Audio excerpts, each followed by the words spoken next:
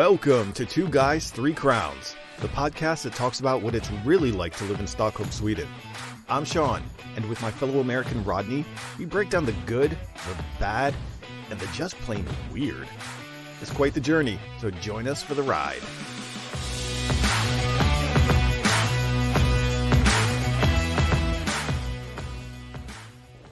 So Rodney, tell me something. Yes, absolutely. What's the deal with podcasts these days? Everyone's got one. But I mean, our podcast is the best, right?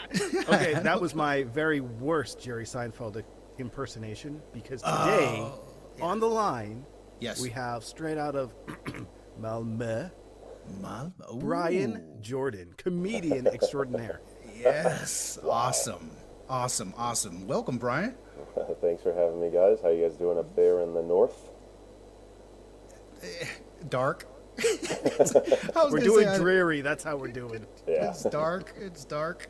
How's everything down there in Malmö? This is kind of nice. Now we got somebody we can get reports from down south. Oh yeah. Well, it's as you can tell with the little light peeking out of the window, we are on our last hour of daylight here before we enter the darkness as well. Yeah, but we got a little bit of. I just got that warning from Aftonbladet. You know, the little things pop up, and it was about what was the last storm in the States? Zeta. So yeah, something like that. Zeta is supposed to be hitting Sweden now. What? Perfect. Yeah. No. I was like, wait, so people can't travel, but we got storms coming from the States. Yeah. It's gonna bring a whole load of corona with it. Oh, nice. Close the windows. Yeah. So, Brian, tell us a little bit. First, let me start by saying this. I'm on social media. I'm kind of cruising around a little bit. I'm looking for fellow expats, and I happened in, and it must have been the podcast that you had. Went in there, loved it, and started going into, took a look at Facebook. And I was like, I got to contact Brian and see if, and so happy that you could join us on the show. But tell us a little bit about your journey. We always ask, our fellow expats, About my journey. Well, honestly, in the comedian circles here, everybody that's an expat, we refer to ourselves as a sexual refugee.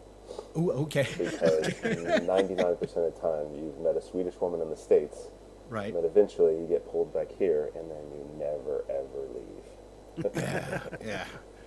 And that's what happened to me. I met my first wife actually in the States, in Georgia, and we got married there. We lived there for about 8 years, and then moved over here in 2004, in May of 2004. Okay. And I've been here ever since, because I have three kids, two with my first wife, one with my second wife. Okay. Yeah. Wow. So you've actually been here longer than I. You beat me by a year. I beat you by a year, 16 years. Yeah. I was like, man. Hey, but a quick question. Yeah. Did you, before you made the move, and when you your first trip to Sweden, I assume it was before the move. You were here for a visit. Oh no! Really? First time Cold I turkey. left the United States was to live here. Oh my God. Hey, please tell me you came in July. You came in June or July, right? In May. Okay. Hey, I don't know if that's better or worse, really. Honestly, that's kind of. For me, it's worse because I grew up in South Florida and Georgia. So when we first got here, everyone was like, wow, this is the best, the hottest weather we've ever had. And I'm like, this is a cold day where I'm from. Didn't even unpack the shorts on that first day. No. But yeah, because we talked to a couple people, and it seems like the expat relationships that happen is we typically get suckered. Well, no, let me put that another way. I don't want to say suckered. We get invited to come and check out Sweden during the summer. It's like, we should move there. Let's go in July. And it's, we get here and we look around and we're like, hey, this ain't bad. I think your first word choice was correct, suckered. Yeah, right. Bait and switch. Exactly. Yeah. But no, it was beautiful here. We moved here, and then, the winters are bad. I'm not sure. I've never done a winter up in Stockholm or anything, so I don't know comparatively how bad it is here. But here it's just windy, gray for like 6 months. It's brutal. Yeah. Yeah, no, I think that I'm pretty sure that it's the same amount of darkness. It's just a little bit less skånska. It's more like, we got the Stockholm, but nobody escapes this. Exactly. Yeah. Oh, it's awesome. And man, Florida, because that's Sean. You guys are like I know, kindred. the old stomping grounds. Oh yeah. Where are you from? Where are you from there? Originally, I'm from the Northeast in Philadelphia, but before coming across the pond, I was in Miami for like 10 years. Yeah. So close to the U.S. Yeah, lived in Fort Lauderdale for a number of years. That's where I call home. Yeah. Yeah, so I was Florida man at one Yep. point. So. And how long have you been up here? I just did my 3-year anniversary in Stockholm. Okay. So yeah, fully stocked up on vitamin D right now and hitting the emergency and all that stuff. I just went to the mall today just to pick up some more zinc and vitamin D myself. So. You know it's bad when they start putting out the big bottles of ginger shots. You're Yes. just like, oh no, here we go. Tis the season. Oh yeah. Yeah, Sean has been here 3 years. You should get like a little badge or something for that. I know, a pin. Like I've survived 3 years. You've been on the Swedish ride for 3 years, and Sean actually, his son Dylan just turned 1-ish during the summer. Wow. Congratulations. Nice. Thank you. Yeah. So yeah, I can say that is one particular bright spot is all the stuff you don't have to worry about over here Very on the true. kids' front and the healthcare and the child care and all that kind of Very thing. true. So can't Now complain about it's that. not all what everyone cracks it up to be, they forget to tell you about, if you call for an appointment, you might have to wait 7 months. But Right. it True, is true. free, except when you pay to get there. So they kind of miss a few steps, but yeah. For sure. Now, how'd you get into comedy? Is that a Swedish thing, or were you into it back in the States, or how does That's that the all weirdest work? thing. Yeah, I did start here. Okay. I always loved comedy. When I lived in the States, I used to live on the north side of Atlanta, and right up the street from my house was the famous Punchline Comedy Club. And we used to go there basically every weekend. I've seen, Dave Chappelle, all these guys there. It's been amazing. Awesome. So I've always loved it. And then once here, I had a buddy of mine that ran a restaurant in Malmö. And on Tuesdays, he asked me to run a quiz. So I would do a quiz on Tuesdays. And I did not know they had English comedy on Saturdays. And just one day randomly, I didn't have the kids that weekend. I went to see a movie and I stopped by to grab a beer. And I see these people on stage. I'm like, what? So I think the next week, the guy that ran the comedy night came in on a Tuesday to talk some business with the owner. I was up on stage just being a silly goose doing the quiz. And he stops me and he goes, man, you're really funny. You have a natural rapport with the crowd. I'm like, well, I've done this quiz for 2 years. They're all repeat customers, so we kind of all know each other. He goes, you should try comedy. And in February, 9 years ago, I got up on stage for the first time and never turned back. Wow. Yeah. But I mean, I'm sure that's quite different going from a pub quiz to stand-up comedy. Very different. He's like, I'll give you 4 minutes. I'm like, 4 minutes? I can't do anything in 4 minutes. And it was one of those weird things where after I wrote all this stuff, I had like a page and a half of stuff. And I memorized it and read it out and timed myself, and it was only like 2 minutes. Right. I'm like, oh God, I can't even talk for 4 minutes. So it took me a long time to write that 4 minutes. Yeah. And then once I got that down, it was perfect. And so for about the first 3 months, I was really good doing that same 4 minutes. Yeah. I tried to write some new stuff. And then I was really bad for about a year and a half. Okay. And then I sort of learned how to write jokes in my way and how to find my style and my voice. And it's been amazing. I've been able to travel and all over Europe. I've done comedy in Canada, everywhere. Oh, wow. It's amazing. That's awesome. Hey, how much, now when you say like writing down things, I'm wondering how much, because now you've been doing this for so long, is it kind of like putting different material together? I mean, can you spontaneously kind of roll, I'm thinking like feedback in the crowd and you feel the way, the thing is moving. Yeah. It just does it just kind of roll now? It's different. Like I do a lot of crowd work, like what you're talking about there. So there'll be times where I'll have 10 or 15 minutes, and I'll just mess with the crowd for the entire time. Okay. And don't do any just written material. But then there's other times where I have, a 30-minute set or whatever, and I have to do 30 minutes of material. But for writing material, it's just, I'm constantly just thinking all the time. And sometimes just a little one sentence or one word or something will trigger something in my brain. Right. And then I'll just fall into this little rabbit hole, and then I'm like, oh, that's good. Yeah. It turns into a little joke. Right. But 99% of the stuff I tell is just stuff from my everyday life. My wife hates it. Yeah. Because 99% of it involves her, and she says it's not true. Yeah. Really, it's all true. But yeah.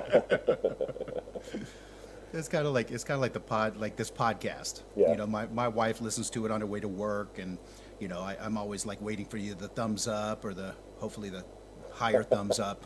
But and then my sometimes kid, the three little dots just sit there all day. You're just like, oh yeah, no. yeah. Or hey, it's really bad if I get that little couch emoji. Oh wow. No, but my kids in the beginning, my daughter's never really. I mean, this is episode 77, and in the beginning, both of my kids were listening to it. My son a little bit more. I'm not sure where I lost him, but I know that I've lost him, a while back. But now I make them real nervous, because my daughter's 16. She's just starting to drive. We're out like test driving. Yeah, and I mentioned it in the podcast just to get her I was like, hey, okay, Veronica, you might want to listen to the podcast since I mentioned you're driving. So your entire family listens to it? Yeah. Wow. Okay. Let me tell you this. I've been doing my podcast for a while. My wife's never heard 1 second of it. Okay. She doesn't even come to watch me do stand-up anymore. My daughter, my daughter's 22. Uh-huh. I took her on a tour with me last year or year before last. I was doing a big comedy festival in Utrecht, and I do some comedy shows there. She said I was the only unfunny comedian in the place. So yeah, at least you get some feedback. I get nothing. Be like, man, that was a long walk back from that tour, huh? You're like, okay, honey. I should have left her there. Yeah, you're like, Daddy's not funny? But your daddy's not funny now. Yeah. No. Now, what are your favorite, most memorable stories? Like I said, I listened to a little bit of the podcast, and I know that you had mentioned. Did you ever look at what's a favorite spot that you've traveled to and done a show? Oh, that's tough. I mean, virtually all of them are my favorites, but right. Let's see. They're also different. One that I always love going to is in Antwerp. I have a friend that runs a club in Antwerp, and his name is Nigel Williams. And he was, I guess the reason I like that so much is when he came up to do some shows here in Sweden, I was still really sort of newish. I was just figuring out how to do my style of comedy. And he sort of took me to the side, helped me write some things, and gave me a ton of advice. And like a year later, I went down to his club, and I did really well. And ever since then, it's just more like a comedy father figure. And I love going there because the crowd is amazing. They're just ready for anything. You don't have to say, oh, we're going to say some weird stuff tonight, guys. Just be careful. No, their crowd is just like, hey, whatever you got, bring it to me. Go. And They so just it's go. such a nice, that club is really, really nice. A quick question: Is that the YouTube?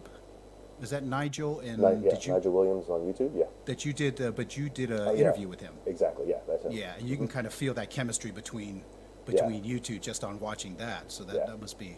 Oh. Yeah, he is a fantastic comedian. He's just loud and boisterous, and he makes really fantastic points. And it's just like, one day I'll be that good. Right. Yeah. How is the community of fella? I mean, you've been doing this for so long now. So I mean, have you seen people come and go? And yeah. Especially here, because it's tough to get a crowd in Sweden. I'm not sure what it is, especially with English comedy. Right. But there will be nights where we'll have 50 or 60 people and packed out our little tiny restaurant where we perform, and then next month it's 7. Wow. It's like the show was awesome, there's no reason not to come back. Right. And it's on a Tuesday night, so it's not like there's no appointment TV watching on Tuesday night. So No Melody Festival and yeah, exactly. Yeah. It's such a weird, yeah. strange way to do it. But yeah, I've seen people stop and quit. And in fact, during this time now, since there's not so many places to do, a lot of people are just like, I can't Right. waste any more time doing it. So it's pretty strange.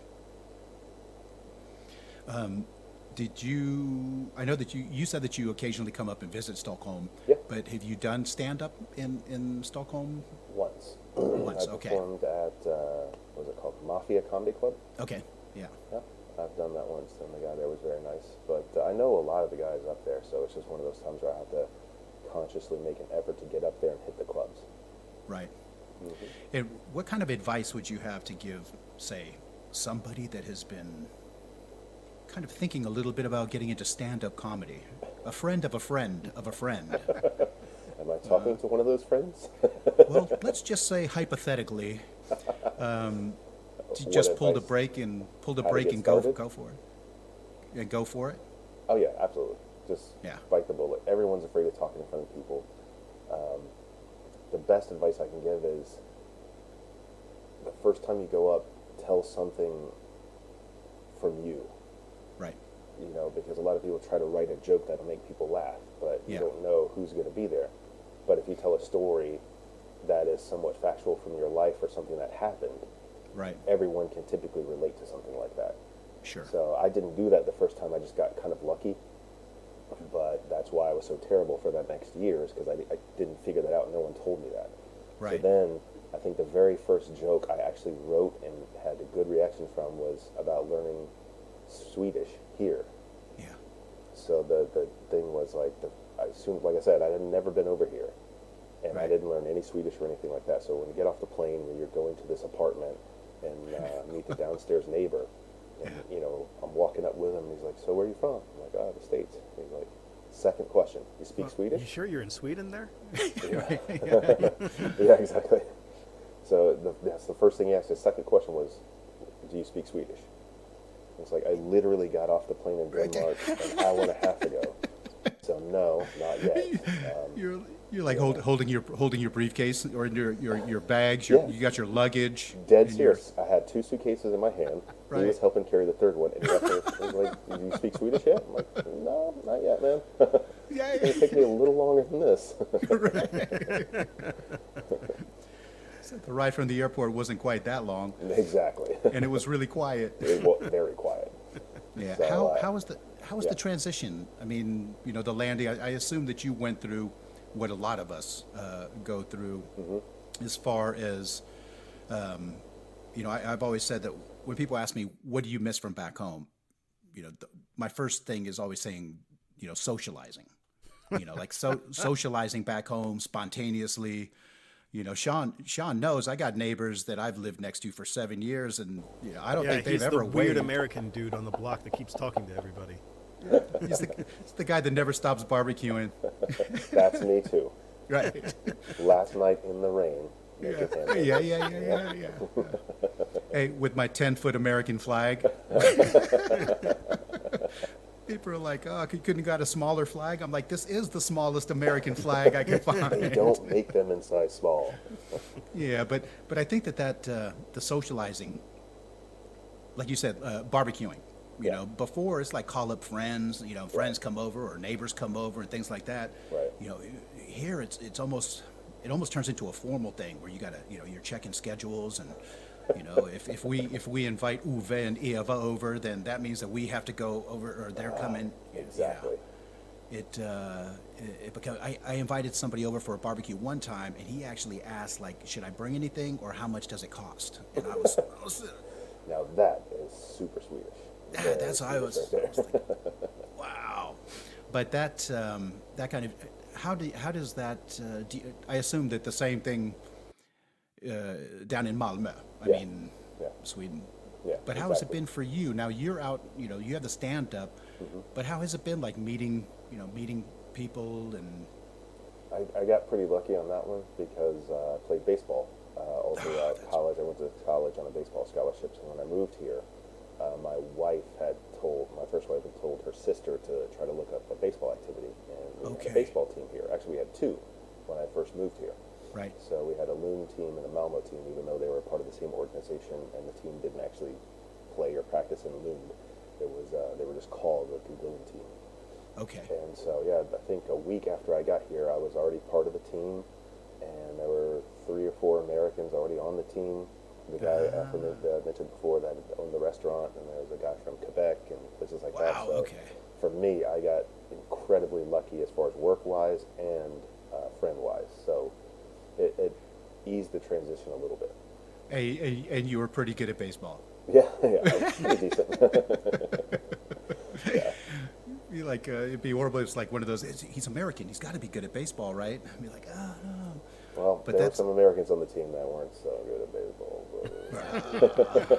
But, Made you look good. Made you look good. yeah, but that was fun. What I miss more than anything is just convenience of back home. You know, if you're from any big city, it's just one of those things where at any point of the day or night or any time, if you want to go get something, somewhere is open to get something, whatever it is you want. If That's you need Sean. a drill and a hammer at 3 in the morning, somewhere Walmart is open. You Hey, know? with a side order of fries. Be like, Exactly. let's see, I need a But jackhammer here, and some it's fries. like, Yeah. if you go out after now on a Sunday, good luck. Yeah. Yeah, I got caught out this weekend. I didn't Yeah? realize it was like a red weekend. Yeah. So I'm I like got going caught down, yesterday. making my little trip down to System Bolaget, Yep. and then like, uh-oh. No one told me Exactly. about this. And I got the Florida blood still. I'm like, where's the wine in the supermarket, people? Let's go. Where's the anything in the supermarket? It's a- Exactly. Yes. I did the same thing yesterday. My wife even said red day to me like 3 times during breakfast. And Right. It didn't register. Yeah. So I go up to the mall, to the system, and it's like, why are the lights off? Oh my God. Like, you can't be serious right now. We got to get the 3.5. Stock up. Exactly. You're like, that's like one of those unfortunate rookie moves after like being here for this long. Yeah. It's like, oh It's no. not- it just didn't. It's one of those things where I was there on like Thursday or something, and I saw the sign in the window about hours, and I was like, why are they putting that up? And then We know you're never open. We get it. yeah, and then I remember seeing something about All Saints Day, and I'm like, well, this country's not religious, so why would they close that? You know? And it turns out I'm stupid. Still surprised that there's not some guy like in a pickup truck like at Sustain Bolaget on those red days just going, psst, hey, psst. That's He what would get we need. arrested in a heartbeat. Yeah. They won't stop any other crime, but they would stop that in a heartbeat. Yeah. That's right, because Malmö is close enough to like be making those runs, right? Oh, many Like to- people do. I've Yeah. done that myself. I'll hop on the train and go to Denmark because everything over there is open all the time. So I've done that multiple times. But now the border's closed and you can't even do that. Right. Yeah. Yeah. Hey, it was closed and then it opened and then they closed it again like last week or something. I Exactly. reckon. Yep. It's going to be closed for, I think, 3 weeks. Yeah. The only way you can get over there is if you have a job or you can show and you're flying out of the country and you have a negative corona test. You know I'm a graphic designer, so I can take care of I can take care of that test result for you. I'm not going to lie to you. I almost want somebody to cough on their mouth so I can get it over with. Yeah, Because it's that's just kind like, of I'm so tired of this.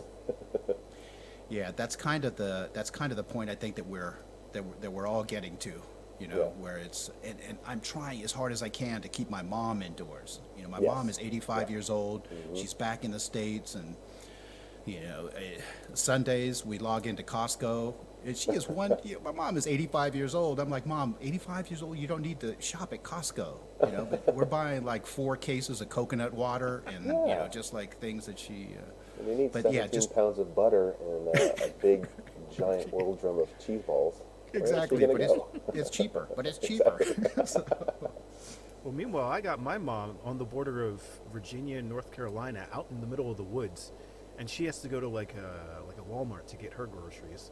and she sees out in the parking lot, and this is like, lots of flags with someone's name on them that starts with the letter T, and they're like all huddled around having like their little chit chat session in the parking lot.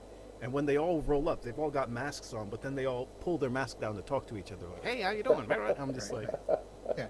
you're mask doing on. it wrong. You got the mask on the whole way there. Yeah. I've seen a couple of people wear a mask and they have it just up to under their nose, and they have their nose exposed. I'm like, yeah, well, why even wear it? What are you doing? I only breathe through my mouth. Like, I don't know about that one. Brian, I'm going to actually slip these questions in now because I think it's really fun that we have you down in Malmö. A lot of people but we've had people write and they're like, why do you guys just talk about Stockholm? And it's like, well, because we're in Stockholm.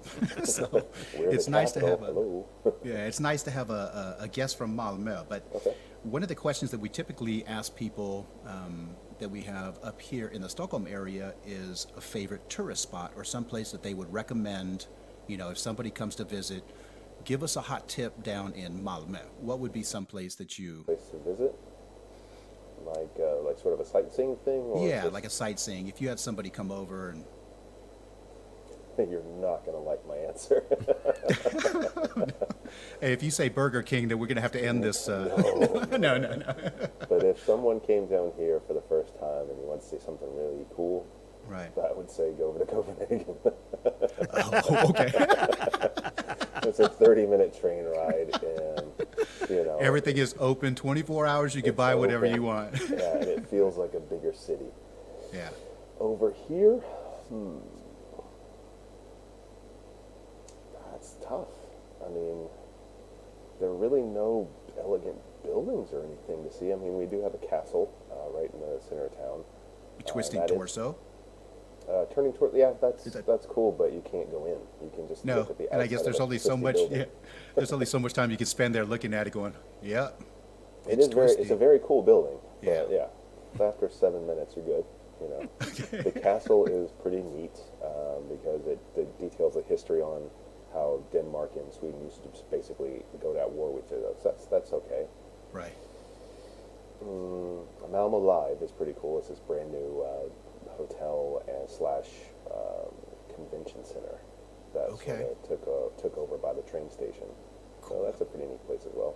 And they do have a very nice boat tour because we have a canal that surrounds the entire what used to be the traditional Malmö center. That's right. A canal that goes around the whole thing. And they have a really cool boat tour that details all the history of all the bridges and different areas, and so that's pretty nice. Very cool. Very cool. Now we got hot tips for Malmö. Yeah.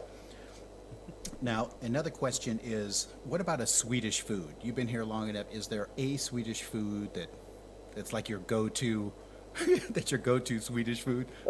What's funny here is I can't find a restaurant that really sells Swedish food. Oh.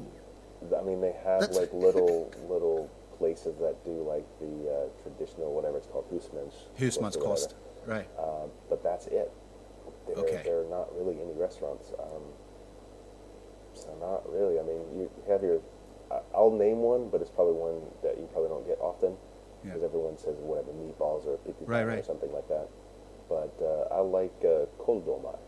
Kåldolmar, okay. Really, really good. Cabbage rolls. Yeah, with rice and meat. And I made those, had a family member buy me a cookbook, and that's one of the first things I made out of it. It's delicious. Nice. Yeah. Hey, if I'm ever down there, and it happens to be around mealtime, I'm definitely your kåldolmar go-to.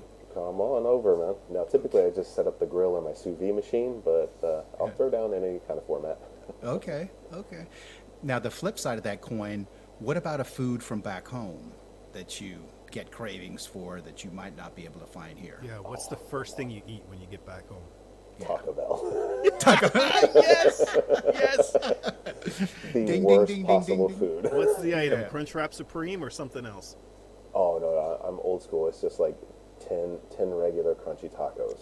Let's go to there we go. Yeah. Nice. I like it. And then my second choice is always Chick-fil-A because I'm from Georgia, so Chick-fil-A. Oh, good grief. There you.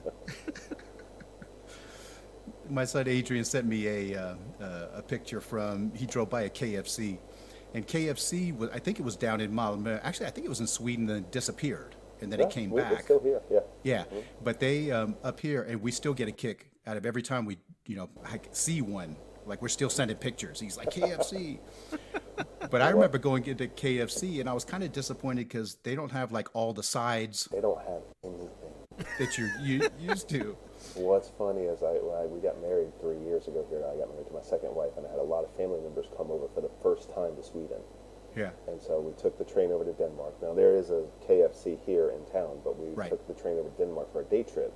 And my cousin saw the KFC, and he goes, oh. KFC, yes. Yes. And he runs in, and we don't see him for like 25 minutes, and he finally comes out, and he's really mad.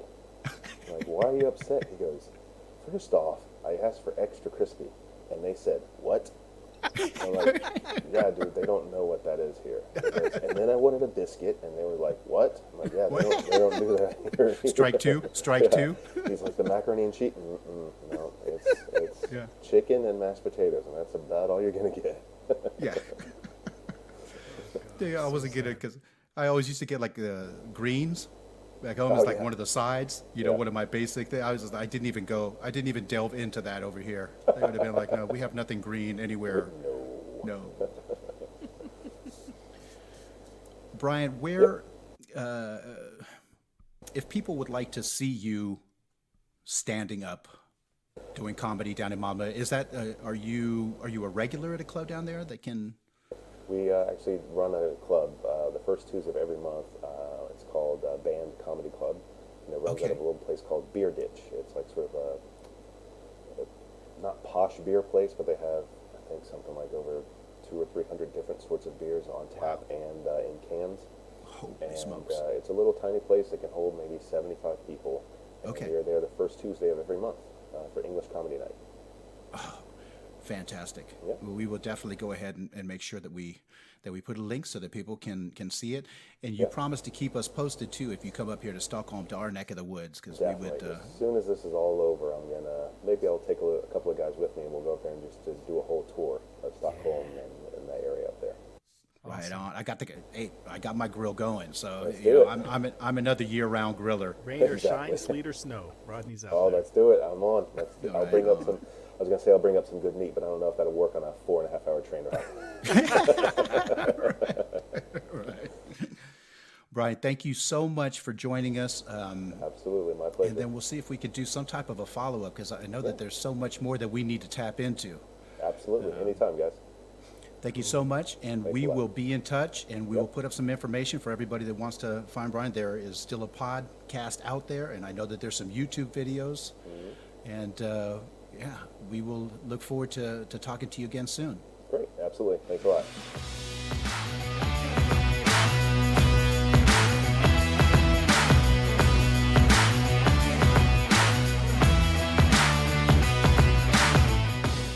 All right, everyone, that'll do it for this week's episode. Thank you so much for tuning in, and a special thank you to Brian Jordan for stopping by the podcast. Once comedy clubs open back up, you can check him out the first Tuesday of every month at Band Comedy Club at Beer Ditch in Malmö. We'll put the link in the description of the episode, and you can also check out his podcast, It's Not Like You. We'll put the link to that in the description, as well as his Facebook, Twitter, all that good stuff, so you can check him out. And then check back here next time for more Two Guys, Three Crowns.